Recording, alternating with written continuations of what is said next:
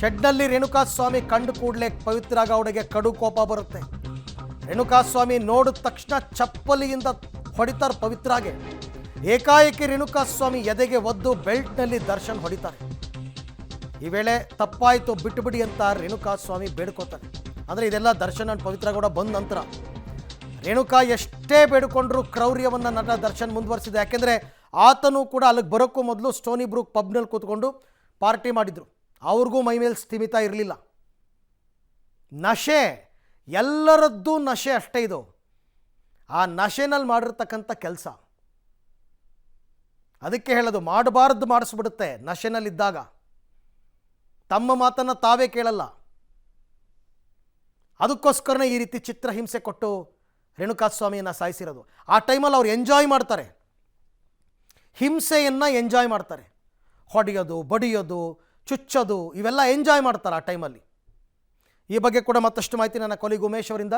ಉಮೇಶ್, ಅಂದರೆ ರೇಣುಕಾಸ್ವಾಮಿ ಕೊಲೆ ಪ್ರಕರಣದಲ್ಲಿ ದರ್ಶನ್ ಮತ್ತು ಪವಿತ್ರ ಗೌಡ ಬರೋಕ್ಕೆ ಮೊದಲು ತೆಗೆದಿರೋ ಫೋಟೋ ಇದು ಅಂತ ನನಗನ್ಸುತ್ತೆ. ಆ ನಂತರ ಶೆಡ್ ಒಳಗಡೆ ಕರ್ಕೊಂಡು ಹೋಗಿದ್ದ ರೇಣುಕಾಸ್ವಾಮಿಯನ್ನು.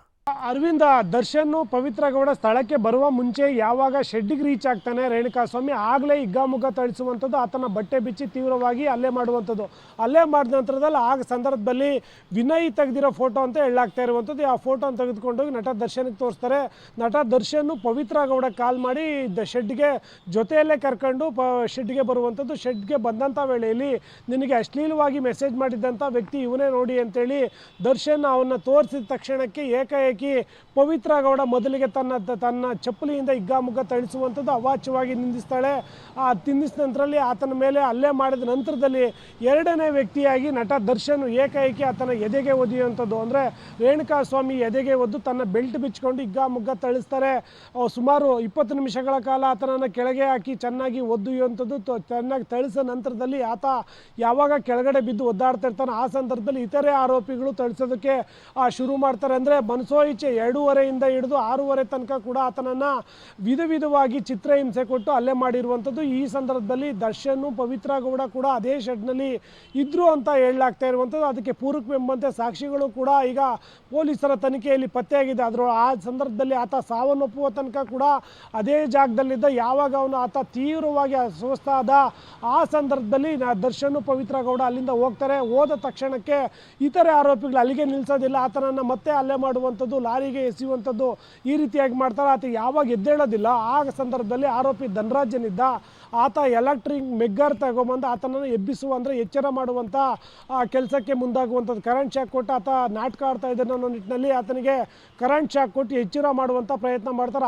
ಯಾವಾಗ ಆತ ಎದ್ದೇಳೋದಿಲ್ಲ ಆ ಸಂದರ್ಭದಲ್ಲಿ ಮತ್ತೆ ಪರಿಶೀಲನೆ ಮಾಡಿದಂಥ ವೇಳೆಯಲ್ಲಿ ಆತ ಸಾವನ್ನಪ್ಪಿರೋದು ಗೊತ್ತಾಗಿದೆ. ಆಗ ಇತರೆ ಪವನ್ ಏನಿದೆ ಆರೋಪಿ, ಆತ ದರ್ಶನ್ ಪಬ್ಗೆ ಮತ್ತೆ ಹೋಗಿರ್ತಾನೆ. ಆ ಸಂದರ್ಭದಲ್ಲಿ ಮತ್ತೆ ಹೋಗಿ ಆತನಿಗೆ ರೇಣುಕಾಸ್ವಾಮಿ ಸಾವನ್ನಪ್ಪಿರೋ ವಿಚಾರವನ್ನು ಖಚಿತಪಡಿಸುವಂಥದ್ದು. ಆ ನಂತರದಲ್ಲಿ ಮತ್ತೆ ದರ್ಶನ್ ಎರಡನೇ ಬಾರಿಗೆ ಶೆಡ್ಗೆ ಬಂದು ಆ ನಂತರದಲ್ಲಿ ಇತರೆ ಆರೋಪಿಗಳ ಜೊತೆ ಪ್ಲ್ಯಾನ್ ಮಾಡಿ 30 ಲಕ್ಷಕ್ಕೆ ಏನು ನನ್ನ ಹೆಸರು ಬರಬಾರ್ದು, ಕೇಸ್ ಹೊರಗಡೆ ಬರದಂತೆ ನೋಡ್ಕೋಬೇಕು ಅಂತ ಪ್ರದೋಷ್ ಮತ್ತು ವಿನಯ್ಗೆ ಡೀಲ್ ಒಪ್ಪಿಸುವಂಥದ್ದು. ಅರವಿಂದ್, ರೈಟ್. ಹಾಗೆ ಸಂಪರ್ಕದಲ್ಲಿ ಉಮೇಶ್, ನಿಮ್ಮ ಜೊತೆ ನಾನು ಮತ್ತೆ ಮಾತನಾಡ್ತೀನಿ.